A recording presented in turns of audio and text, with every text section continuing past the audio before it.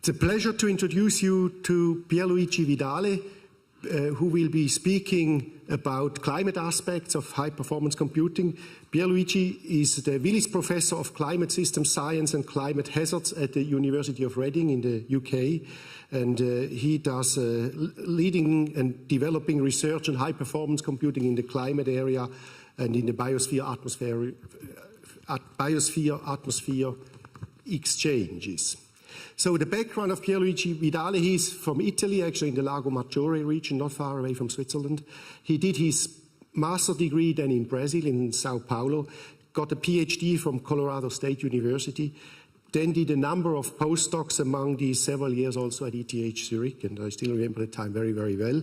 And in 2004, he moved on to Reading and climbed up the positions there very quickly and using some of the largest computers of the planet at that time, at least, including the Earth simulators, and using a lot of time on some of these big computers. I think that's all I need to say. Pleasure to give you the word, please. Right. I will talk mostly about, unfortunately, fairly old technology. What I will show you is how far you can take old technology. And I will give you, at some point, some interesting views of what can be learned about the climate system by building and running these climate models at what we call weather scales, so scales that are normally employed for weather forecasting. I want to acknowledge here my colleague Malcolm Roberts at the Met Office. We have a program which is called the Joint Weather and Climate Research Program. It's a national capability program that joins the abilities in the academic sector with operational capability at places like the Met Office. So I will talk a little bit about our high-resolution modeling program, the HRCM, why it is we bother with high resolution, and obviously there are strong connections between models run at very high resolution and high-performance computing. I will tell you about the upscale modeling campaign. So this is a project that ran a couple of years ago on the computer at HLRS in Stuttgart, and I'll show you a little bit about scalability achievements at the time, and also why we set up the experiments the way we did, and a few science highlights. I don't have that much time to talk about science, so I'll give you 3 examples. Finally, a bit of a drive to explicit convection in global models. So first off, as part of the motivation, so many of you may have seen this, and I apologize for being a little bit rude, but this is a map of the future changes in precipitation around the globe. This is the view from CMIP-5, an exercise that was completed quite recently. This is the state of the art a few years ago in the previous IPCC assessment, CMIP-3. And the map shows us what we expect in terms of climate change for 2 seasons, so the Northern Hemisphere winter, Northern Hemisphere summer. This is the expected precipitation change, and so increase at high latitudes, decrease in the subtropical regions, so this idea of the rich get richer and the poor get poorer. But on the other hand, it also shows you that there are many places around the world where, especially the white regions are, where the models have no agreement. And also the changes that are expected are only really significant and robust, where you see the stifled patterns. So in many ways, what we could say is as we look at climate change, it's very difficult to trust the models. These projections are telling us a few interesting things, but particularly we're very challenged at the regional scale. We don't know very much about the hydrological cycle at the regional scale, and this is fundamental. We really do need to increase the robustness of these projections and our understanding of why the models are saying that certain things will happen and certain things are not likely to happen. So here at the ETH, a very nice paper was published very recently. So this is Nuti and Sedlček. They talk about the lack of conversion in model agreement. So when we look at the CMIP ensemble of models, the models tell us different things. And so they don't converge on a solution. They don't give us a very clear image of what the future will be like. And they attribute this to many, many factors. So some of it is lack of observations. We actually don't know very well how much it rains around the planet. We have a fairly good idea at the global scale, but if we start to go regional, we don't really know very well in time and space how much it rains. Then we don't really understand the processes, so we build models without really understanding the processes, and we expect them to tell us something robust, but then a lot of it is not based around processes and around a chain of mechanisms that we actually trust for robustness. Then limitation in model resolution is an example, and some of this is connected. Resolution and processes go together. And then obviously the arbitrary addition of new processes. So we're now on a big drive to build Earth system models where everything is coupled to everything else, and we care about very slow biogeochemical cycles and all sorts of processes that are very poorly understood. Some of them are expressed in the form of crude empiricism in these Earth system models. And so we expect that we put more complexity and we get a better answer, but actually we get more confusion, in my opinion. And again, I'm quite rude, but that's what I think is happening. Then we have lack of consensus on metrics. So when we assess the models, we judge success by a favorite field or a favorite process. But it's very hard to say a model is more trustworthy or less trustworthy if we don't have accurate and well-agreed metrics for model performance. And then limitations in prediction is inherent in the current system, of course, that will never go away. But this is where we're working. We're working on resolution and the connection to processes, emerging processes, that we increase the resolution, new processes come up. And if we can understand the chain of processes, we believe we can trust the models a bit better than we would otherwise. So we seek convergence in model agreement for the right reasons. We would like to be able to say, this is what this model did, and here is why, and that's why we trust it, or we completely distrust it. That's what we're trying to do.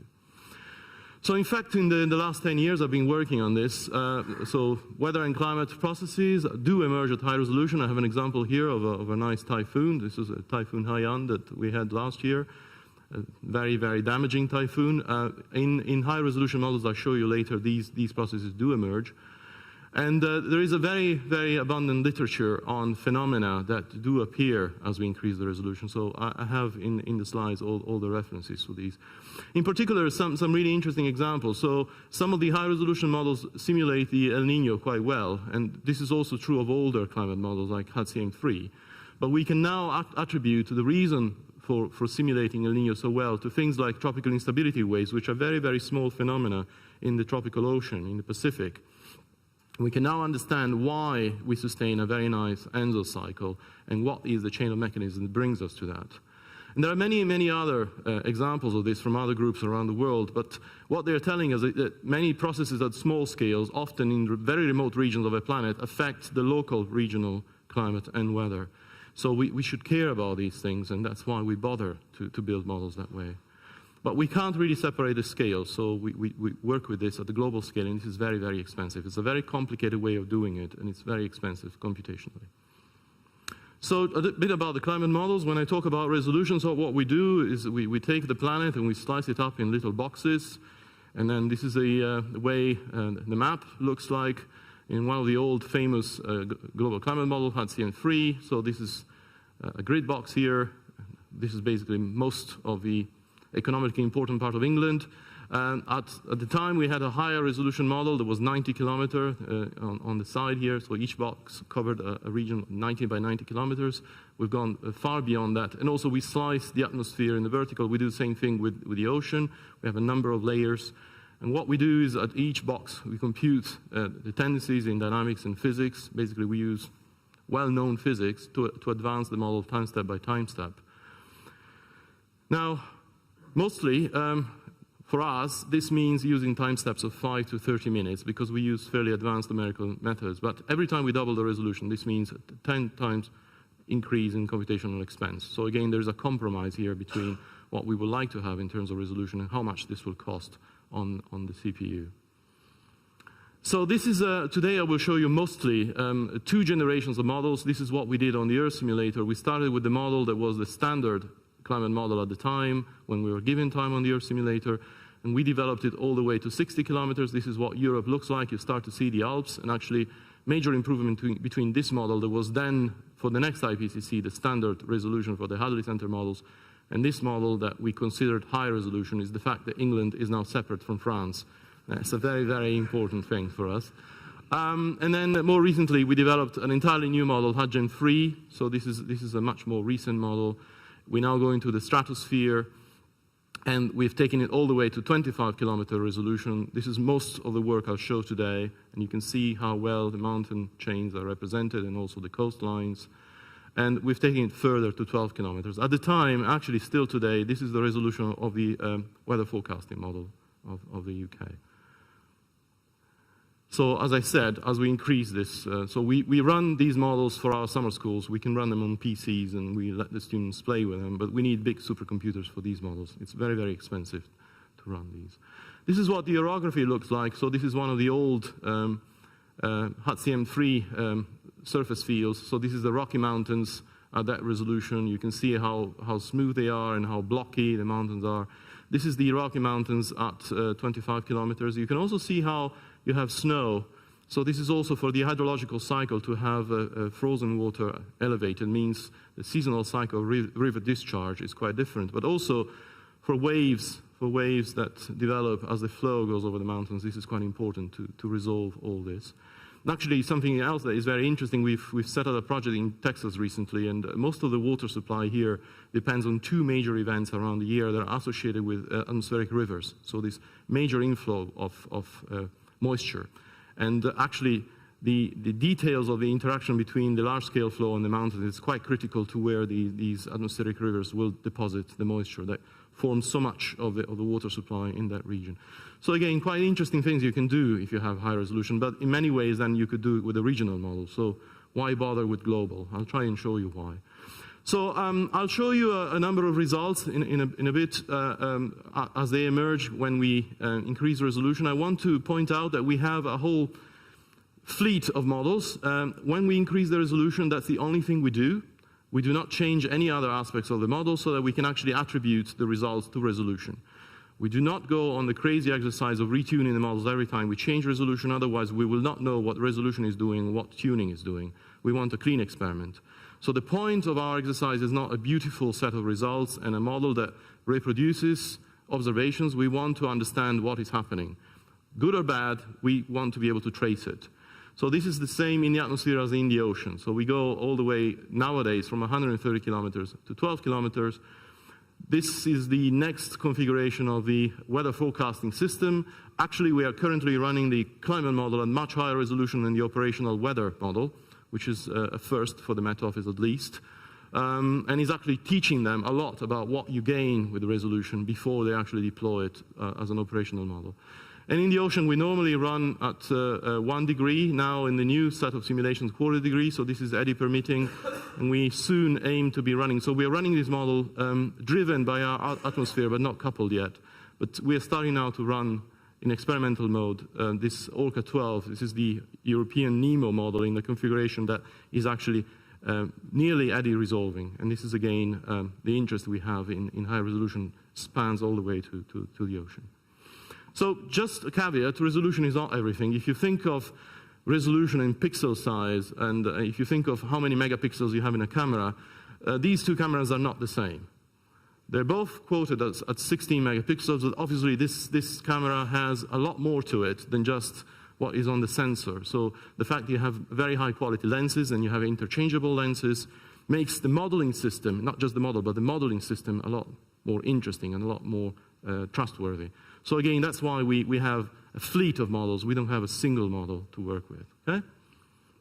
Right, so one more thing about unified model, big shock. We still work with a lat-long grid.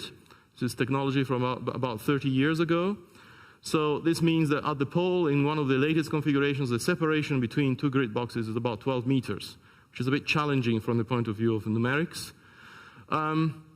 We do use, sorry, I pressed the wrong button. We do use semi-implicit semi-Lagrangian, which affords very long time steps and actually helps us to deal with all this numerical mess. We have actually chosen a long time ago to run all our models as non-hydrostatic, and currently all the models go to 85 kilometers, no matter what we do. So again, that we can compare the models. If you want more details of this, there's a project called Endgame. You can look up the details. But with semi-Lagrangian, what basically we do, instead of looking at the neighbors for doing advection, the advection of moisture, advection of heat, we can go and find out where some information departed. We compute the trajectory back to its source point. This means that sometimes we are going to fetch information from a point that is very, very far away from one cabinet. We have to go all the way across the computational room to another compute node and bring that information to the compute node where we want to know something. So lots of communications, lots and lots of communications. This has been for a long time a major bottleneck. We need interconnects, but also in the previous dynamical core configuration, we had to use polar filtering to remove a lot of this fine scale information and give us a consistent physical scale. That was also a bottleneck. So I'll show you actually in a second what happened when we did that. But before I say that, why are we not using a more sophisticated topology? Why are we not going for a reduced lat-long grid, or why are we not going for hexagonal or triangular or these reduced kites, or even the yin-yang grid, so two rectangular domains put together like a baseball? Those are computationally more attractive. There is less communication, the grid size is not more homogeneous. However, if you start to look at the numerical characteristics of these grids and you start to test them, you start to put classic test cases through these grids, you will see lots and lots of grid imprinting and also a lot of dispersion of the waves. So the lat-long grid, despite its computational limitations, from the point of view of the quality of the solution, continues to remain our #1 choice. And the next generation dynamical core for the UK has chosen mixed finite elements as its foundation, and is still going to use a lat-long grid because of its numerical characteristics. So I switch now to the upscale campaign. Again, we had this piece of old technology, but we had aims to look at processes. I wrote a grant to this European consortium of supercomputers called PRACE, and I decided to ask really for what I wanted. So I had an idea of running an ensemble of simulations at 25 kilometers for the period of the Ostia SSTs, which is about 27 years, and to do an ensemble in current climate and an ensemble in future climate under RCP 8.5. This meant a ridiculous amount of CPU, 144 million core hours, and we had to use it within 1 year. This is the protocol. You're given a computer, you have to go in, deploy, run, and move out within a year. This is a lot. It's equivalent to 18 times all the compute time that was used to submit Hudgen 2 results to the IPCC. This is also half of our entire national facility for all sciences in the UK. It was actually granted. I was given every last minute of these 144 million core hours, and we were able to use them in that year. And what we did with that is we ran, as I said, some ensembles at 27 years at 25 kilometers for this period here, 1985 to 2011, and then we used RCP 8.5 to look at future climates. We also developed, with the same time, we developed a 12-kilometer model, so and we ran ensembles of that as well. And the reason to bother with ensembles, this is an example. As I said, we look at emerging processes. So one of the things we do is we track storms in the system. And this is an example of the storm tracks for hurricanes in year 2005. I'll show you a bit later. This was an exceptional year. It was a very, very rich year for hurricanes. It was the year of Katrina. Many of you may still remember Katrina. As we extract the storms from our simulations, these simulations are able to simulate hurricanes. You see that each ensemble member has slightly different tracks. And this is one of the really interesting things you can do with an ensemble. Look at how robust this, if we were to be able to reproduce this year, how robust is it? And also, was it really a truly exceptional year? Or if we were to run 1,000 years of this, or 10,000 years of this, it would come out regularly as a very normal, yet possibly not so frequent year. So these are some of the questions we've been trying to answer with these ensembles. So in terms of scaling, I told you that this is old technology, there is communication involved. This is now some simple statistics of the scaling of our model. So this is a number of nodes, and this is how much faster things get. So if we start here where we normally operate, and we increase the number of nodes, you'd expect with perfect scaling to follow this blue line. At the time, with the model we had to deploy for PRACE, this was our scaling, so beyond about 100 nodes. So these are Power 7 nodes on the IBM. The same applies to Cray or any other major supercomputer. We, at some point, started to come to a plateau, and most of this was due to communications. With the new dynamical core that we're using now, so for the past year and a half, we've switched to this dynamical core. As I said, we've substantially reduced the number of global communications. So the interconnect bottleneck is not so important anymore. So we have much better scaling. Still, it's not perfect. So we can come up to about 100, 150 nodes, and then we don't get any more performance out of the system. So this has been true for a very long time, actually. So I will not even show you what happened when we deployed on the Earth simulator with the very first version of this model. We had about 5,400 cores available, and at most we could use 100 of those. The model just didn't scale on the computer. When we started to build it at higher resolution and we started to remove some of the bottlenecks, again, most of them were I/O bottlenecks, the model scaled to maybe 1/10 of the Earth simulator. Since then, we've made some progress. So I show you here the number of cores and the turnaround for some of our models. So again, as we go down in this column, we have resolution. So this is the standard Hadley Center climate model resolution, 135 kilometer grid size, all the way down to 12 kilometers.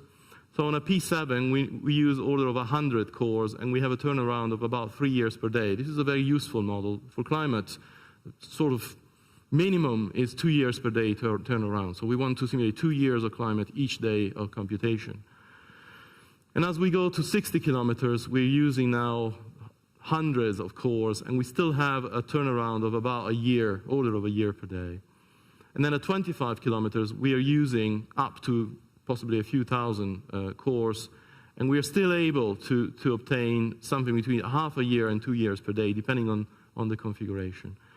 Obviously, this model at 12 kilometers is very expensive. Actually, here, I wouldn't say this is as well as we can do. It's what we were allowed to do on the machine at the time, and we got about a month per day. So not really a very useful climate model yet. So on the XE6, this was the machine we had in Germany 2 years ago for the campaign, so we could easily scale to about 10,000 cores. We decided to stay on about 400-600 because it was sort of the sweet spot, and we had a turnaround of about half a year per day, so a little bit less than optimal. On the new machine we have in the UK, and also that we have through PRACE, we can again scale to about 7,000, but we could do, with the new dynamical core, we could do very well on 30,000 cores per ensemble member. So if we run a 5-member ensemble, we could effectively occupy 150,000 cores all the time, day and night for about a year. That's completely feasible. But we're severely limited by output size. So this was actually the reason that the sweet spot that we found in Germany was not so much because of CPU, it was because of amount of storage available and also because of the time required to move all the output back to the UK each day.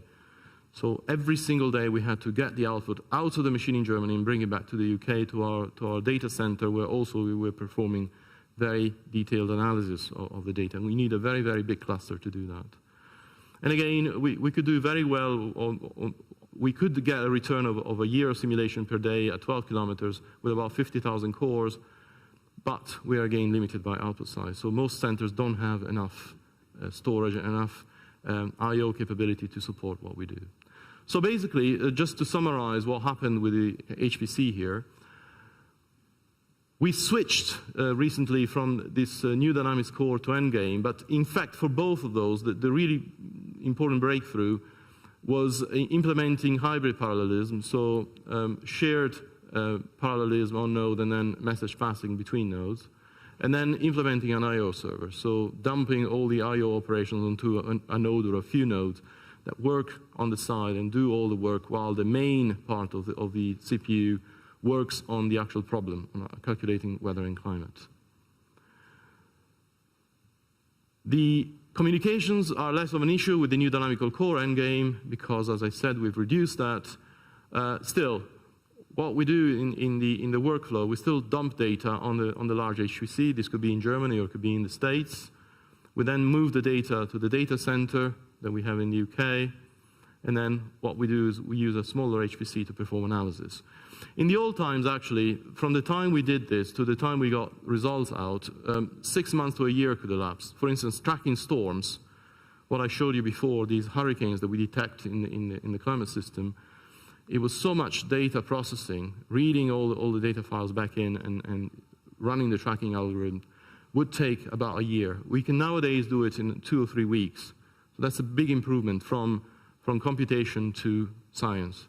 And that's really fundamental. So back then, 2 years ago, with the UPSCALE project, we output about 400 terabytes of data. This is a significant portion of what was stored for the entire CMIP5 for the entire global community. And we sustained every day 2 to 4 terabyte data transfer between Germany and the UK. If at any time this should have stopped, we would have had to stop the simulation. It really didn't happen except maybe one day in which they had maintenance. But most of the time we could do this, and that's how we managed to complete the simulations. And again, yes, we could run a much larger ensemble. We could run an ensemble of 20 as long as we found a place where to put the data and then to analyze all those data. Otherwise, it's pretty pointless to generate all those data if you can't get the science out. So what we're doing now is we're going to the next phase. So as I said, PRACE have this protocol forcing you to go in, run for a year, and move out. And that's good for atmosphere-only models, but if you want to run a coupled model that includes the ocean, that's not good enough. You need 2 to 3 years computation time to do a multi-century simulation with ocean-atmosphere coupling. If you're not given that kind of time, it's really not worth staying on the machine. So all that we did until now with these new models has been atmosphere-only. We're using observed SSTs. But it turns out that, well, we've known this for a long time, that there are also some interesting things in the ocean that we should take into account. I told you before about tropic instability waves that allowed us to understand why our ENSO cycle is so well simulated. Many of you probably have read about the hiatus in global warming. There are all sorts of theories around aerosols, around natural variability, and around the role of the ocean. There was a very nice paper in Nature last summer, Kozak and C, telling us that actually it's cooling in this part of the ocean that is responsible for most of what we see around the planet in terms of these hiatus. So simulating the air-sea exchanges, actually the ocean dynamics in this part of the world, they have actually run simulations in which they cut out a very small box here, and they're able to reproduce the hiatus very well by just doing that. So there are a billion reasons why we should run. I mean, you couldn't really call it climate unless you run ocean-atmosphere coupled models. But, as I said, it's extremely expensive and requires access to the HPC for 2 to 3 years. So that's what we're going next. So I showed you some of the scalings before. And actually, if you start to then couple to the eddy-permitting ocean, which is the numbers in blue, or to the eddy-resolving ocean, which is in green, at these resolutions, you could say that the quarter-degree ocean actually doesn't make any difference. We can very well do the whole simulation with the ocean sort of coming along and being a participant in what the atmosphere is doing. But as we go to eddy-resolving, we need a substantially larger, so factor of 3 number of CPUs, and also the ocean obviously dumps just as much data as the atmosphere. So we need much more data storage and much more data analysis capability. So this is what we are aiming for. And again, we are aiming for a turnaround of about a year per day. Again, it's a compromise, and mostly is due to the output size. I want to really insist on this because a lot of people build computing centers based on CPU, and for climate science, they're then mostly useless. Unless we have the data storage capability and unless we can analyze the data, there is no point. Yes, it runs fast, but we can't do science with it, so it's not very useful. Sorry. Right, so the advantage of having all the data at a big data center means that we can then store these data as if they came from a satellite. We send something in orbit. For a number of years, it sends data back to Earth. We store the data, and then lots of people do science with it. With UPSCALE, that's what we did. We put the data at the BADC. This is the British Atmospheric Data Center. Anybody can sign up and actually can get time on the CPU there to do analysis. So they write a mini proposal, and they tell us what they want to do, and we grant the use of data. And one of the scientists is involved in this, so we know what they're doing with our data, and then eventually we publish something together. So these are currently the processes we are considering. So as I said, we increase the resolution, we expect processes to emerge. And we're looking at things like moisture transport or storms or some tropical processes, all the way to production of very small scale organized convection in the tropics. And then with a new set of runs, people are looking at all sorts of issues in the ocean. I don't have so much time to show you results, but I'll show you a couple of things about the global energy and water cycles and about storms. And I hope I can make it in time. So I said resolution is interesting and processes emerge, but actually before we even go there, it's important to establish that some things do not respond to resolution. Some things are absolutely well known and well simulated no matter what the resolution that we deploy. But one of the questions is, if we can count on the global energy balance being simulated well, are there some things that actually do depend on resolution? And one fundamental thing is how much water is transported between the ocean and the land. Does that change with the resolution? And what are the governing mechanisms? And should we understand all that, can it help us reduce the uncertainty and the model disagreement in the IPCC? So as I said, some things should not depend on resolution. So this is a famous diagram by Trembert telling us how much radiation comes in from the sky, how much is absorbed at the surface, and then how much is returned in the form of thermal radiation to space and radiated back to Earth, and how much then escapes the atmosphere, and also how much is returned to the atmosphere in the form of sensible heat, so thermals, and in the form of evapotranspiration, so water vapor, basically. And you'd think that this is well known, but actually there are very many variants of this diagram from Trembert, and also there are variants of this diagram from other people. One of the famous ones is from Martin Wild here, the ETH. So the very first disagreement is how much radiation comes back from space, which is right here. Martin Wild believes that this is a much higher number. If you look at our models, so in these boxes we have results from our models superposed on the numbers by Trembert. And we have two generations of models, and this shows mostly that what comes in and what goes out is mostly resolution invariant. We do have a bit of an excess at the surface in shortwave, but the model is, despite the bias, very consistent. What it does then, it radiates much more and produces more flux back to the atmosphere. So the model is very likely wrong, however completely consistent, so we can trace the processes through and understand things. And again, we could very well tune the model to get the right radiation, but then again, we lack in the understanding of why the model is doing that. And more recently, I'll have to skip through this, Graham Stevens has produced a new climatology entirely from satellites. So Martin Wild is using very much the radiation network at the surface. Graham Stevens is using what the satellites tell us, in particular about what's going out at the top. And again, he argues that what comes back from space should be much higher. And this reflects, in fact, a lot more precipitation on the planet than we believe to be there based on surface observation. So in many ways, the model has told us, by producing radiation in a very particular way, that on this planet it rains a lot more, and we believe that actually it rains a lot more over elevated terrain, and Christoph will like this very much when I say this.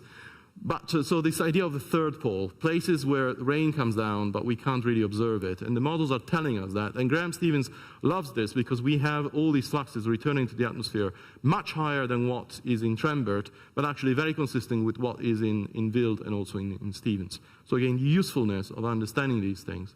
Then for the hydrological cycle, we know that most of the water that we get here in the form of rain and returns to the ocean as rivers comes from this big cycle. So there is more evaporation over the ocean and there is more precipitation over the land. We need to have an export of water. And it turns out, if you look at the numbers, so I'm sorry, there are very many numbers, but if you follow through actually, and if you look at the different resolutions, so each color is a jump in resolution. For two model generations, what this is showing is as we increase the resolution, the transport from the ocean to the land increases. This also means that a lot less of the precipitation over land depends on local recycling. So evaporating and raining back, evaporating, raining back over the land. A lot more comes from the ocean and then is returned to the ocean by rivers. So this is telling us that all the empiricism we build in the models, all these descriptions of how evaporation works, and something I actually love, which is land surface processes, how important land surface processes are for the global hydrological cycle. Well, they are a lot less important at high resolution because more water comes from the ocean. And actually, we plotted all this in a diagram that is in a paper by Marie-Estelle de Marie. So we look at the transport of water here as we increase the resolution, so in red, and it comes to a plateau at about 50 kilometers. And we look at the convergence of, this is the recycling of the precipitation, and this is the convergence. So the convergence goes up, so more moisture is brought from the ocean to the land, and we have a plateau, and the recycling goes down, and actually comes very close to what reanalysis and also Trembert himself tell us should be the recycling of precipitation. This is a very nice result. It tells us there is some model convergence around a certain resolution, and it tells us that possibly in the future, if we run the models around this scale, there should be much better agreement about how precipitation is produced over land. So this agreement we saw up front from the IPCC, if we were to identify the right scales and the right mechanisms, and mostly it is this conversion of the water over land, would then help us, the models, agree. And actually this result was used by the Met Office to decide on the configuration of their seasonal prediction system. And we traced this to storms, and so we've broken down these changes in evaporation minus precipitation with resolution into all sorts of thermodynamic, dynamic, nonlinear, and transient contributions that we can look around the world. And in many places, really, it is the dynamic contributor that is playing the major role in this transport of water. But actually, there is a contribution around the major storm tracks that comes from the eddies, so from very, very small-scale phenomena. And talking about eddies, if we look at the different resolutions, so again, now we are comparing the 60 kilometer to 130, so it's the doubling of resolution here. We're looking at the error compared to the reanalysis, to sort of the truth in how many storms should be there in a given grid box in different seasons. So this is the winter, and I'll show you also the spring. As we increase the resolution, we see this error becoming less and less and less. So it means we have more storms, for instance, in the Atlantic sector. We are reproducing the climatology of the storms, the ones that come to Europe and give us the weather most of the year, are better and better simulated with resolution. This is also true of the spring. The same thing is seen. As we increase the resolution, the storm climatology becomes better. This is quite important, actually, because we want to understand what small things do to large things. So what things like a storm, a few hundred kilometers to a few thousand kilometers in size, does to the whole planet. And we look at things like, I will show you a picture of the eddy-driven jet, which is so responsible for weather in Europe. And we look at what happens at the far end of the storm track, so where things originate. And we compute here a quantity called the meridional eddy heat flux. So this is B prime, T prime. So it's the anomaly in the meridional velocity and the anomaly in temperature in this region. And there is a clear climatology of these heat flux that feeds the storm track. And if you look at particularly the spring period and the autumn period, you will see that there is a very strong, first of all, there is a significant heat flux, but also there is a very strong resolution dependence. We have a lot more heat flux upstream of the jet that impinges upon Europe. And if you read what Lenkanova et al. Have said, is if you have a high heat flux here, you will actually generate a much more southwest to northeast axis in the jet. And this is precisely what we see if we look at the climatology of a jet. So this is the eddy-driven jet. This is showing you in different colors what the jet looks like at different resolutions, all the way to 25 kilometers. And while in this season, and in this season it's not so important, if you look at what the jet looks like at different resolutions for spring and autumn, you see that, first of all, the orientation is much more southwest to northeast, and also that there is a differentiation in what the jet looks like at different resolutions. And we can attribute this to the heat flux out here at the origin of the jet. So again, something very, very small affecting something quite big. So I will skip a little bit of this. Talking again about storms that affect Europe, the models do produce hurricanes, and some of these actually later in their lifetime become extratropical cyclones, become the kind of winter storm, cold core storm that affects Europe. But their origin is actually very much in the tropics, and we can trace this through this is actual observations, and this is through error entering. We actually, in the reanalysis, trace them to their birth, and their birth is out here in Africa. We can do this with the GCMs too, and actually we've been asked this question about whether all of this is changing by industry. Industry are very concerned about events all around the world. They're suffering many losses because of hydromet events, and actually the majority of their losses are due to hydromet events, and they're very, very worried about this. But they also want to know what is causing them and how globally interconnected they are. So finding out where these things come from is very, very important. And again, there was a particular year, 2011, in which we lost $380 billion for the insurance industry, and only a third of that was insured. And most of it is due to the fact we don't know where these things are, how frequent they are, and also we don't know about their global teleconnections. If we had better information, we could actually insure that, and we could generate a very, very big profit for the industry. And actually, as academics, I am paid, half of my share is paid by the insurance industry.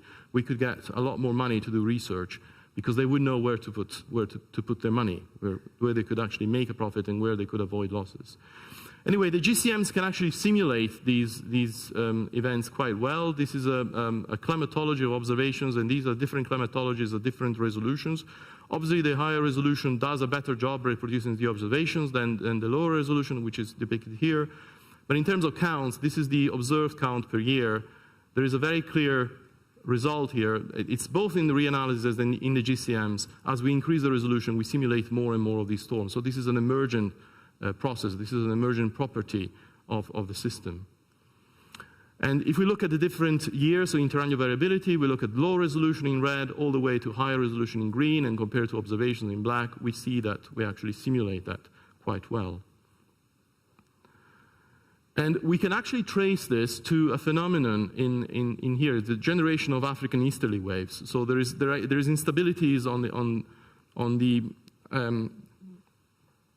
the jet in Africa that generates these anomalies in the easterly flow. And then when these emerge onto the ocean, they form hurricanes. And we can actually trace all this. So there are many metrics for the quality of simulation of the jet in that region, and there is a cluster at low resolution that completely fails, and at high resolution we can do it pretty well. And also we can look at the relationship between the formation of these African easterly waves and the number of hurricanes. Again, these are observations. The higher resolution models cluster around that, while the low resolution models cannot do it. Again, it's a very small scale phenomenon affecting something quite big.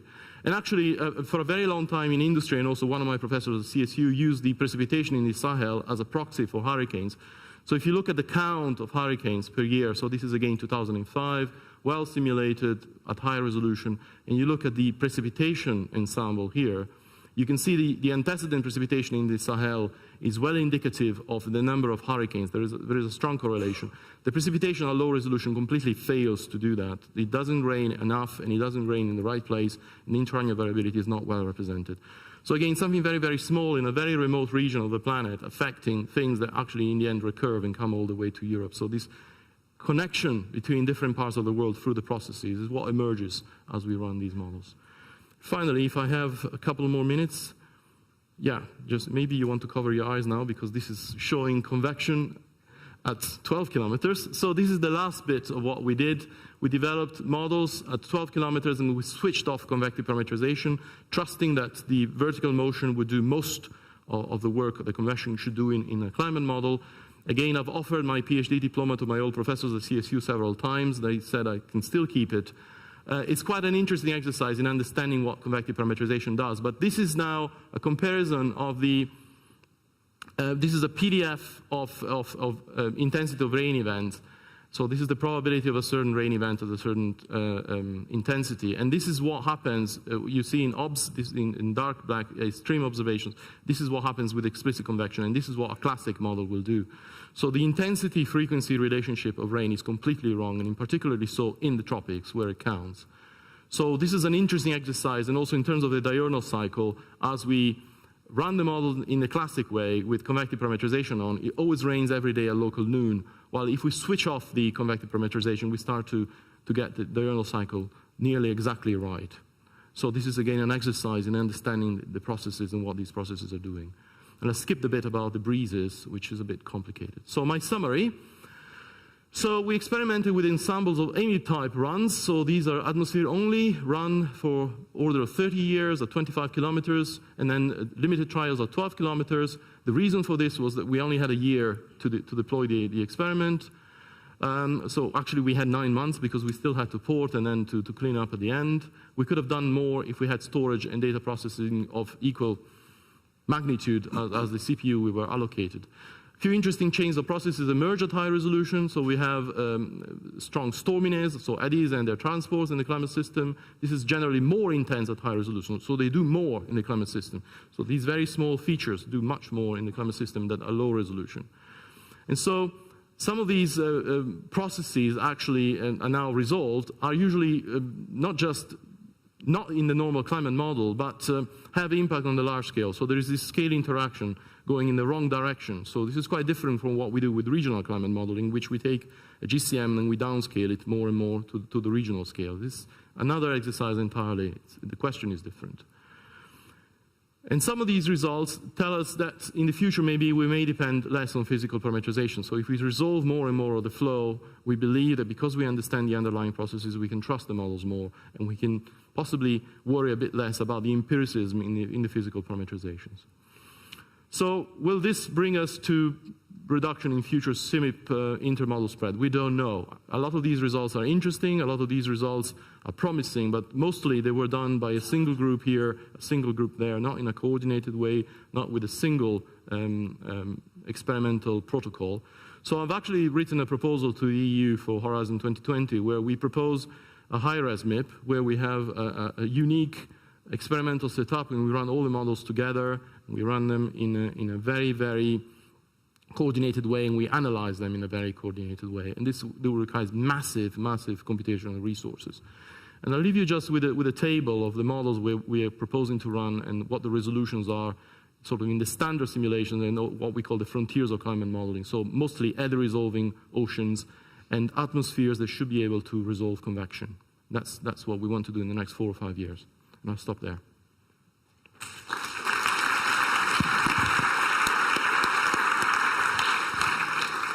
Thanks a lot, Pier Luigi, for a fascinating presentation with some exciting results. Questions, please? Maybe one question I can ask you so this development of higher resolution models has been done earlier already in the range of numerical weather prediction models. And there, one experience one made was that usually if one increases the model resolution, that the results first got worse. Do you experience the same thing on the climate scale, and can you explain? Lots of times that happens. The model was not developed for those scales. There are some things that are embedded in parameterization you need to look at. I must say we are lucky because we have a long grid. Many of the parameterizations are aware of the size of the box automatically because they have to deal with this inhomogeneity in the grid. But yes, certainly lots of times things are going to be worse. The parameterization is supposed to do something else entirely. And sometimes you have the temptation of tweaking it to get a nice result. And sometimes what you do, you switch it off entirely. For us, that is not so terribly important, actually. What we want to do is to understand. So there is an emerging process. We want to understand it. We don't care so much that it looks beautiful. Eventually, one day, when we have all the understanding, because if you do that, it's a very dangerous game. So a typical thing, you can change the entrainment rate in the atmosphere. If you want a Madden-Julian oscillation, you change the entrainment rate, you get a beautiful Madden-Julian oscillation. Yeah, and all the tropical cyclones go away. So it's a very, very dangerous game. You can spend your life doing that. So absolutely, that happens a lot. You should not be afraid of that. That is part of the game, but the chain of processes is what we are after. Okay, thank you. Thomas? You made a strong point about storage being your limiting factor. Yes. But then when you say scaling to higher resolution, you always talk about compute, how the compute scales. So you double the resolution, go up to factor 10 in compute. Yeah.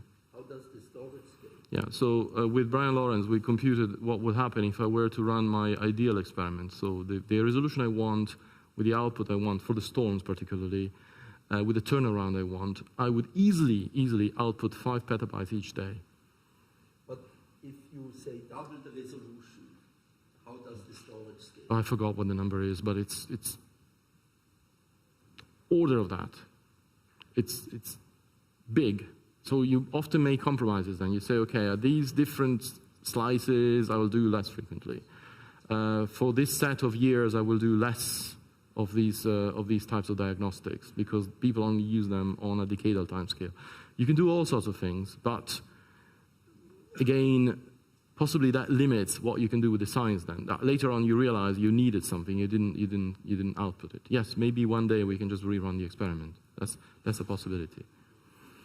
But unfortunately, in this case, so I say we don't tune the models. I must say, when we change the resolution after what we do tune is the output.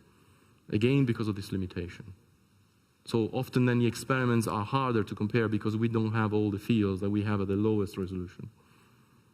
And, sorry, and when you say you don't tune the model, but you go to higher resolution, the orography changes. Yes, there are lots of things that change. Does that not introduce stability problems? Or No. The model is fine with that. Yeah, next question. Please use the micro. You have a micro near your chair so that everybody can hear you.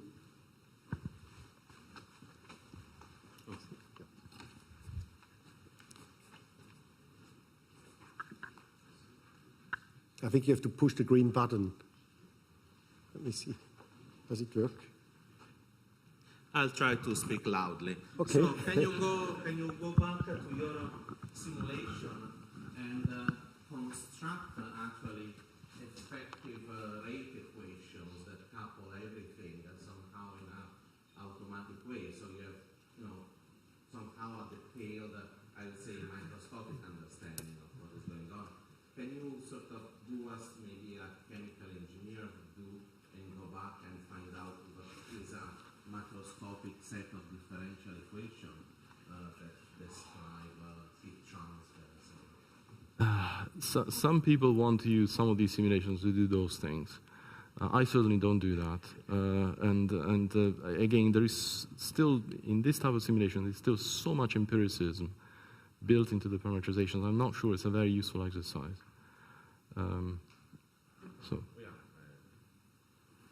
Okay, maybe one last question. Please, over there. Hello? Behind you. Hello? Yeah. You talk quite a bit about running very many ensemble simulations, and I'm quite interested in how you manage the workflow. Like, is there someone just writing bash scripts with SEP, this file to the one data center to the other data center, or is there a workflow package, or yes, how so do you manage this? we have a magic thing called the UMUI, so it's the Unified Model User Interface. You can configure your experiments on that interface, and then you can actually package up all the controlling scripts and send them to a remote center for execution.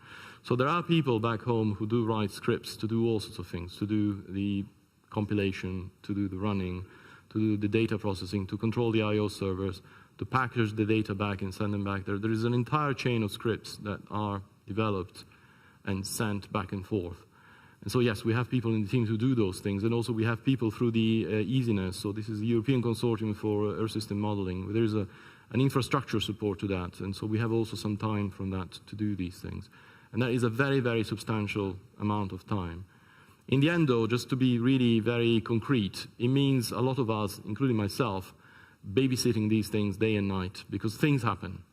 There's always something happening. The model, you're running a thing for a year, you get a message on your phone, the model fell over for whatever reason, you have to go in and look at it, do a postmortem, and figure out what happened, and relaunch it. So I was at it for a year, same as everybody on the team. So it's not that automated yet.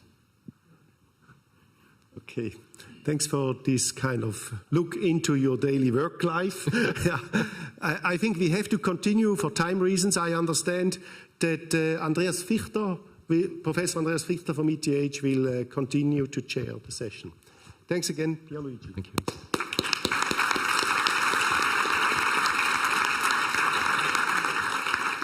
Stuttgart, and I'll show you a little bit about scalability achievements at the time, and also why we set up the experiments the way we did, and a few science highlights. I don't have that much time to talk about science, so I'll give you 3 examples.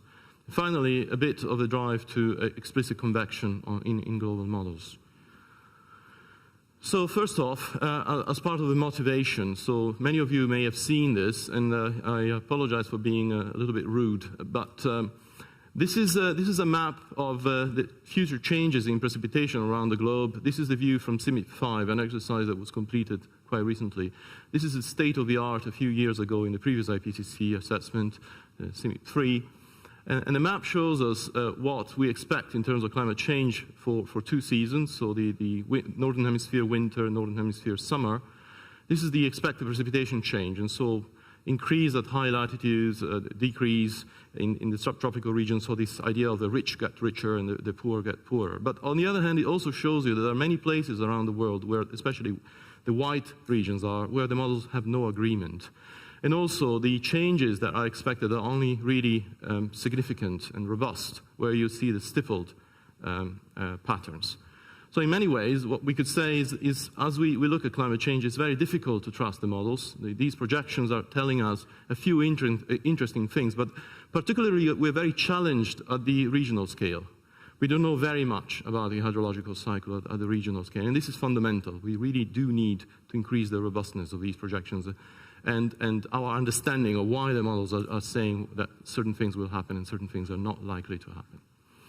So here at the ETH, a very nice paper was published very recently. So this is Nuti and Sedlček. They talk about the lack of conversion in model agreement. So when we look at the CMIP ensemble of models, the models tell us different things. And so they don't converge on a solution. They don't give us a very clear image of what the future will be like. And they attribute this to many, many factors. So some of it is lack of observations. We actually don't know very well how much it rains around the planet. We have a fairly good idea at the global scale, but if we start to go regional, we don't really know very to say. Pleasure to give you the word, please. Right. I will talk mostly about, unfortunately, fairly old technology. What I will show you is how far you can take old technology. And I will give you at some point some interesting views of what can be learned about the climate system by building and running these climate models at what we call weather scales, so scales that are normally employed for weather forecasting. I want to acknowledge here my colleague Malcolm Roberts at the Met Office. We have a program which is called the Joint Weather and Climate Research Program. It's a national capability program that joins the abilities in the academic sector with operational capability at places like the Met Office. So I will talk a little bit about our high-resolution modeling program, HRCM, why it is we bother with high resolution, and obviously there are strong connections between models run at very high resolution and high-performance computing. I will tell you about the upscale modeling campaign. So this is a project that ran a couple of years ago on the computer at HLRS in Stuttgart. It's a pleasure to introduce you to Pier Luigi Vidale, who will be speaking about climate aspects of high-performance computing. Pier Luigi is the Willis Professor of Climate System Science and Climate Hazards at the University of Reading in the UK. And he does leading and developing research on high-performance computing in the climate area and in the biosphere-atmosphere exchanges. So the background of Pier Luigi Vidale, he's from Italy, actually in the Lago Maggiore region, not far away from Switzerland.